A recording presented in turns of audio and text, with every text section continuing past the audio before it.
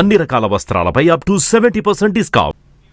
మంచిర్యాల జిల్లా లక్షెట్టిపేటలో ప్రభుత్వ ఆసుపత్రిని డిప్యూటీ సీఎం భట్టి విక్రమార్క ప్రారంభించారు.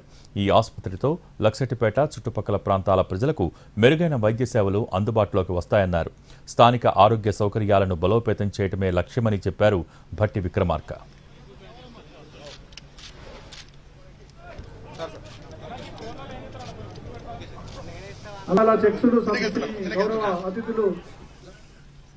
ఎన్నికల్లో ఇచ్చిన హామీలన్నీ నెరవేర్చామన్నారు తెలంగాణ డిప్యూటీ సీఎం భట్టి విక్రమార్క.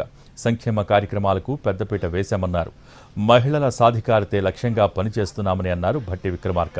స్థానిక సంస్థల ఎన్నికల్లో బీసీలకు 42% రిజర్వేషన్స్ కల్పించబోతున్నామని చెప్పారు. ఆ పాదయాత్ర సందర్భంగా వచ్చినటువంటి అన్ని సమస్యల్ని అజెండాగా మార్చుకుని మా ప్రభుత్వం ముందుకు పోతా ఉంది. ఏ ఒక్క సమస్యలు వదిలిపెట్టలేదు. ఇల్లు దగ్గర మొదలు పెడితే విద్యకు సంబంధించి కానీ, ఆసుపత్రులకు సంబంధించి కానీ, లేకపోతే ఉద్యోగాలకు సంబంధించి కానీ, నిరుద్యోగ యువత యొక్క ఆశల గురించి కానీ, సెల్ఫ్ ఎంప్లాయ్మెంట్ గురించి కానీ అన్నింటినీ ప్రణాళికాబద్ధంగా చేసుకుంటూ వస్తా ఉన్నాం.